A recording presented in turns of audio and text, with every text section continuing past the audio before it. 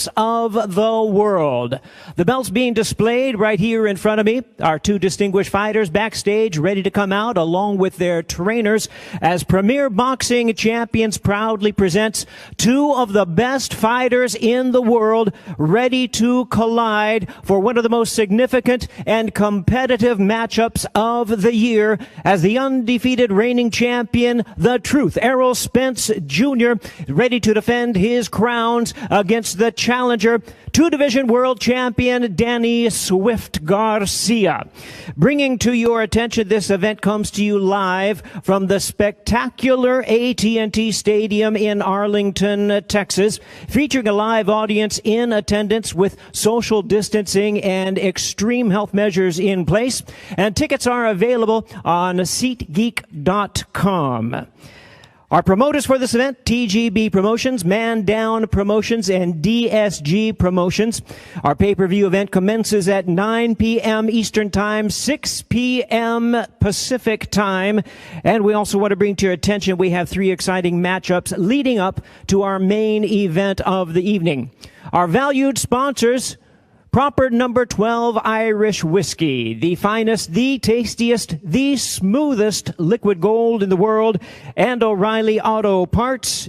Order your parts online at O'ReillyAuto.com and get free curbside pickup. Well, before we bring out our fighters at this time, we'd like to take a closer look at them. First, a closer look at the challenger looking to regain his welterweight crown and shock the world, Danny Swift Garcia.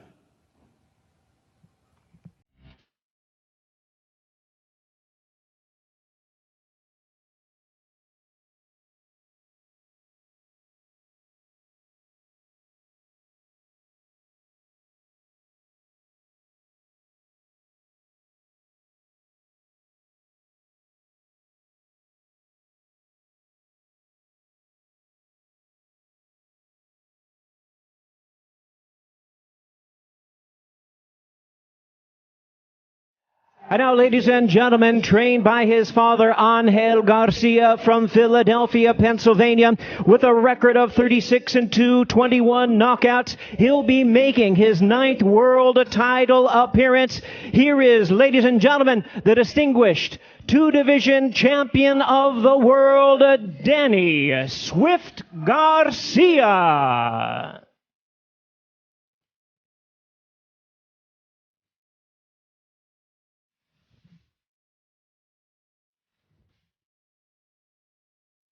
And Danny Garcia joined by his father and trainer, Angel Garcia.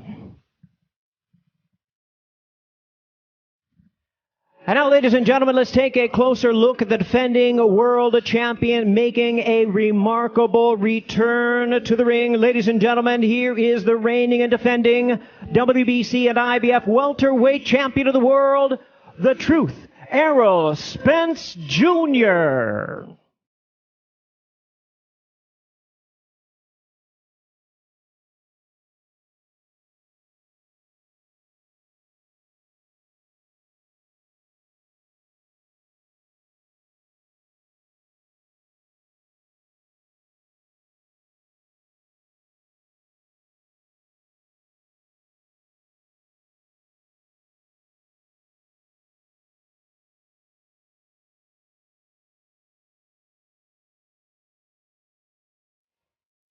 And joined and trained by his renowned coach, Derek James from Dallas, Texas. A U.S. Olympian undefeated at 26-0 with 21 knockouts, making his 6th world title appearance. Here is the undefeated and reigning WBC and IBF welterweight champion of the world, The Truth, Errol Spence Jr.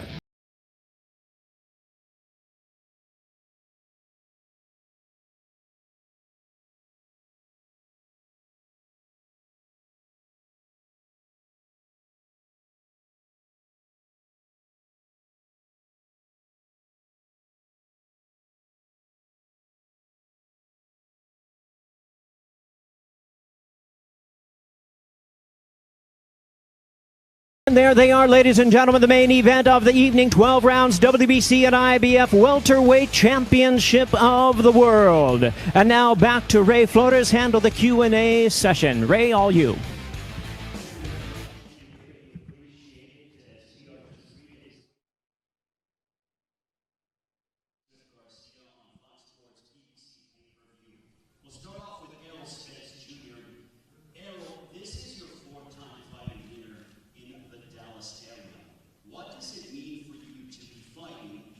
hometown? For me, it's just a lifelong dream. It's something that I've been wanting for a long time, and to be fighting again in my hometown means the world to me, especially as a comeback fight. And just having my core fans and people that supported me since day one be there at the fight, man, it means everything, and I won't let this moment go to waste. For Danny, you are coming here to the Dallas area. You're from Philadelphia. It's well documented in football, the rivalry between the Cowboys and the Eagles. Do you relish the opportunity to potentially win these world titles in quote-unquote enemy territory? You know, first of all, before I answer your question, I want to thank God for putting me on this stage and having a healthy camp and making it here to Texas, blessed with a great team and a great family. I want to thank Al Heyman, I want to thank Fox, I want to thank the media and everyone who helped make this big event. As far as coming to Texas, Texas has always been great to me. As a prospect, I fought here a lot of times, not here in Dallas, but in Houston. And in 2012, I won my first world title in Texas, Houston, Texas. So, I have a lot of fans here in Texas, and, I feel like it's a home away from home. It's a special place for me, because I won my first world title here, and I don't look at it like I'm going away. I just look at it like I'm going to handle business. Errol, October 10th, 2019 is a day that you will always remember. It's when you suffered that horrific car accident, and lo and behold, over 14 months later, you're back inside the ring defending your world championships against Danny Garcia on pay-per-view. Can you tell us about the journey that you have experienced over these past 14 months? Man, really just a lot of hard work and a lot of discipline, having my family and my parents and my coach and my day one friends and people just supported me, and just seeing my kids every day. I wanted to get back and, just train hard and stay in the gym and stay focused and, don't let outside distractions get to me. And that's basically, what I did. It was a lot of times, I wanted to give up, I wanted to quit, but, just seeing, my loved ones and, not want to let my kids down, because when they get older, how I'm going to tell them to keep going when they want to quit at something if I had quit, So when I went to the clinic and went to the doctors and they told me, basically I didn't have any brain swelling or any blood in my brain, anything like that, I decided to continue my career and to get back. And that's basically what we did. Me and my coach been in the gym since probably February and just been grinding hard. And, we to this point, and now we back. I'm 100%. I'm ready. He's seen my reaction time. He's seen my sparring and, how I do on the mitts and on the bag, and everything's back on point and back to, to where it was. So I feel great, and everybody's going to see, the same Errol Spence Jr. post-car accident. Would you say that the car accident and everything you went through renewed your love for the sport of boxing? Not that you didn't take it seriously before, but did it really open up your eyes as to what matters in your life and renew that love for the sport of boxing? I wouldn't say renew any love, because, I never fell out of love with boxing, but I think it did renew my focus and got me back focused on the things that got me to, the top of the mountain. And that's just being in the gym every day and things like that, because at some point I was, after a fight, it started taking a week off, to 2 weeks off, to a month off, to, basically being in the gym when it was fight time. So, now we've been in the gym, like I said, since February, just grinding hard, staying focused and staying on the grind. And that's what got me to the point that to be unified champion and to get to the mountaintop, just being in the gym every day and just grinding. So, I think it really did help me, and especially, just, you realize that, having this time on earth, it's a luxury. And you don't really realize that being this young, you think you're invincible and you think, nothing can happen to you. But when something do happen to you, you just realize, the time is important, especially spending it with your family and your loved ones and people that really care about you and that you really care about. So for that standpoint, that's why, I actually moved out of downtown, got a ranch, and, you know, got horses and, you know, different cattle and things like that, and, you know, got a pool, and I'm, you know, outside with my kids, enjoying the time with my kids and my family. Just had a newborn son and a girlfriend, and, you know, just, you know, enjoying life more and the people that care about me more than just, you know, all the outside influences that and what you'll call distractions. Danny, you've been calling out Errol Spence for over 2 years now. Now that we are just 3 days away until you have that opportunity to go ahead and become the first blemish on Errol Spence's dossier, what's going through your mind? Hey, hold on. We got to start with the cat, because nobody called me out for 2 years. Ain't nobody in boxing been calling me out for 2 years. He did call me out. That was a year ago, but nobody been calling me out for 2 years. Yeah, I never been a fighter to chase fighters anyway, because I feel like I'm the fighter. But I definitely did call him out a year ago, well, a little less than a year ago. And the fight was supposed to happen in January. It didn't happen. But, you know, like I said, boxing is a sport of timing, and the time is now.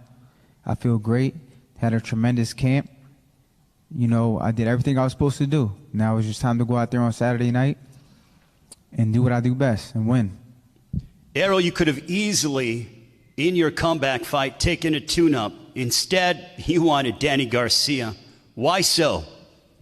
Well, we already had the prior agreement that I was going to fight Danny Garcia. You know, nobody forced me to fight Danny Garcia. I could have took a tune-up, but, you know, I wanted somebody dangerous who's going to, you know, keep me focused and, you know, keep me in the gym and training hard. And I had to make sure I was going to be 100% on point. If I'd have took a tune-up fight or, you know, somebody that I was supposed to beat, you know, I feel like, you know, that 100%, you know, fire wouldn't have all the way been there. Of course, I would want the victory and I wanted to win, but, you know, fighting somebody with a great name like Danny Garcia and a great fighter like Danny Garcia, you know, it just pushed me to another level and pushed me to the level that I'm supposed to be at. Danny, you're the underdog coming into this fight. Does that anger you? Does that upset you? Or is it something that you pay no mind to? I don't pay no mind to that. You know, I've been the underdog in many fights. I just prepare myself. I worry about Danny Garcia, training hard. I don't worry about the critics, the media, what they say about me. I know that I'm a great champion. I'm a great fighter. And that's why I'm here today. And that's what I'm going to prove Saturday night, that I'm a great champion.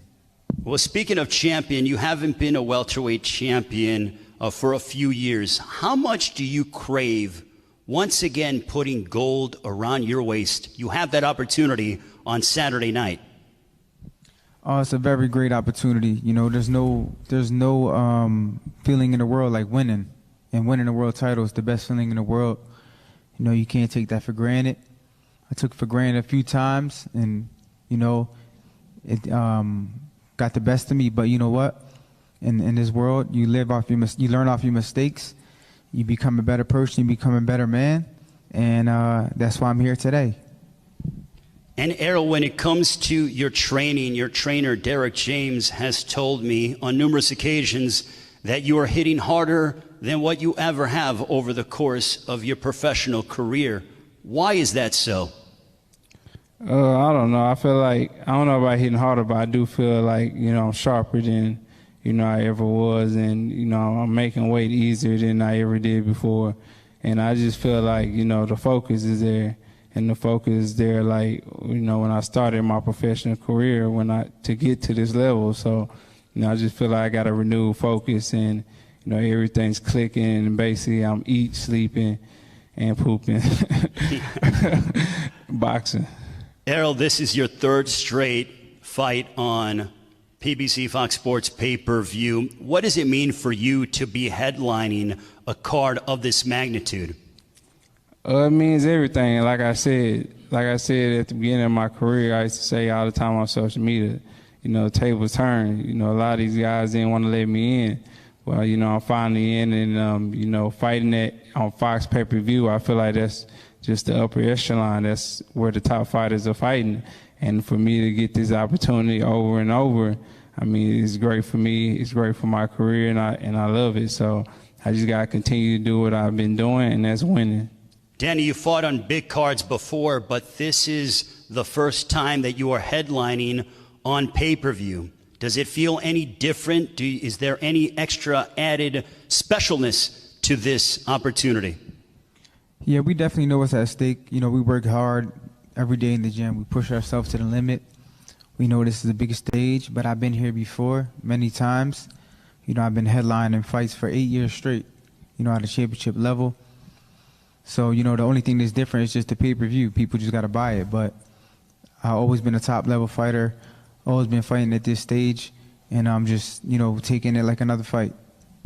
We'll go to your father, your trainer, Angel Garcia. Angel, yesterday you told me on PBC Instagram Live when I asked you about a prediction, you proclaimed to me a 7th-round stoppage for my son, Danny Garcia. Why do you feel that will be the case on Saturday night? Well, because we had a great camp. It's all we left it in the gym. Everything is done. The job is done, man. We're here. What am I supposed to say? You know what I'm saying? I got to cheer for Danny Garcia. I mean, he's going to go out there and show the world. True champions made of. And we've been on pay-per-view before. On the Floyd undercard. It wasn't our card, but it was our own press conference, our own everything. With Matisse. So it's not the first time pay-per-view. You know, to the people it is. To us, it wasn't. Danny been here before. He done it. He done it before. He going to do it again. You know what I'm saying? Danny just don't know how to win. He know how to kick your ass. So, Angel, does it anger you? Do you feel like Danny doesn't get the respect that he deserves as you see that Danny is the underdog heading into this pay-per-view showdown? Yeah, but it doesn't matter what the people think. At the end of the day, half of the people that write that shit, they never been punched in the tip of the nose. It's just people behind desks, man, making all these calls. Get in the ring. Well, then, why don't they try it? Get in the ring with Danny. I don't want to do it. Shit, once in a while, he slips and punches me. I feel it in my fat toe. You know what I'm saying? It's easy with the mouth. I could take your money with my mouth. Would I take it, though? It's a different page. Life is, hey, listen, man, life is crazy like this. That's why we're living through this epidemic right now. Because you know what? People fear the most in America is death. And that's guaranteed. Now we'll go to Derek James. The Birdman's here, brother. The Birdman. The Birdman is in the house, right, so says Angel Garcia. Now we'll go to Derek James, the esteemed trainer of Errol Spence Jr. Derek, when you hear Angel Garcia say he's predicting a 7th-round stoppage, obviously he believes in his son and he's behind him 120%. They believe they're going to win. But the specific prediction about a 7th-round stoppage, what is your response to that? Well, I want to say, first of all, is that the respect that they say he doesn't get, I give it to him because I've seen what he's done throughout his career. Secondly, I mean, I don't know about the knockout and all that. I don't make predictions for myself, for my guy. And he's supposed to believe in himself. He's supposed to believe in what he thinks his son is going to do. Why wouldn't he? And at the same time, we feel the exact same way. I don't go in and say we're going to get a knockout because I can't predict any of that, but I can predict that at the end we will be victors. We will win the fight or whatever, but I think that, you know, he's doing what he's supposed to do. He's supposed to believe in himself. You can't make it to this level and perform on this level consistently and not believe in yourself. So I think that without a doubt that, you know, it's what it is. We don't have to talk, though. I mean, my guy's quiet. I'm quiet. We just, you know, you believe in yourself, you don't have to talk about it. So that's how I feel about it. Well, Errol has proclaimed that he's in, and I saw him, he looks in impeccable shape. We were down in training camp with both guys. But how has this camp been different? Because I almost feel, and I see in Errol, a different look, a more focus in his eyes. The demeanor is more calculated. Do you feel the same way out of the 2012 Olympian and the current unified welterweight champion of the world? Well, you know, I feel that way exactly. I think at the same time, it's like the level of respect that he talk about that he doesn't get from other people. We give him that respect, and that respect makes us come in harder. That respect makes us train harder. That respect makes him focus even more. But at the same time, he is this guy. He's focused on his task. He's focused on constantly proving that he is the best welterweight in the world. So that's really where the focus comes from. So you see, basically, what I would say, like the eye of the tiger, is because you see him on his grind, constantly working out, nonstop, and you see the fire in his eyes.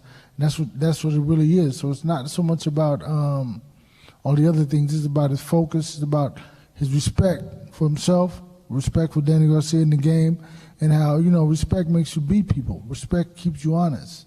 And that's what you see is honesty. We'll go back to Danny Garcia. Danny, your father told me that he anticipates there'll be moments in the fight where it will be a toe-to-toe battle. How have you gotten yourself prepared mentally and physically for those kind of exchanges on Saturday night against Errol Spence Jr.? You know, working in the gym, working on all kinds of stuff, working on boxing, working on banging it out, working on moving, walking them down. So, you know, we worked on everything. So at this level, you got to be able to do everything. You just can't go in there thinking you're going to slug it out and it'll be a whole different story. So we definitely prepared for a lot of things. That's why we had different sparring partners. We had guys who come at us. We had young guys who move, all types of styles. So we'd be prepared for Saturday night. Errol, for you, what are you hoping to prove on Saturday night against Danny Garcia on Fox Sports PBC pay-per-view? I mean, the only thing I'm going to prove that, you know, I'm still the same. And I'm a realist. I'm realistic. I know people, you know, have a lot of questions. Am I still the same? Am I shelling myself? And if I would have looked at the accident and somebody would have had, I would have said the same thing too. And I would have had questions too. So, you know, that's basically, you know, the questions that need to be answered. And I feel like that wouldn't have been answered if I would have fought, you know, a lighter competition. So I feel like, you know, a lot of stuff will be answered come December 5th that people that haven't been in the gym need to see. So, you know, I just expect for myself to be 100% on point, sharp, and, you know, just accurate with my shots. Danny, what do you want to tell Errol Spence as we are just 3 days away until your welterweight showdown? And also, in a perfect world, how does this fight end? You know, there's not really much to say. You know, all the hard work is done. You know, you can say what you want to say. I know I'm here in Texas and I'm ready, you know, for the fight of my life. I'm ready for whatever. And come Saturday night, I will be victorious. Errol, in a perfect world, how does the fight end on Saturday night? Well, the fight ends by me winning, and life taught me that this world is not perfect. So ain't nothing going to be perfect, but I'm definitely going to get the win and the victory. Thank you very much, gentlemen. We greatly appreciate it. Good luck on Saturday night.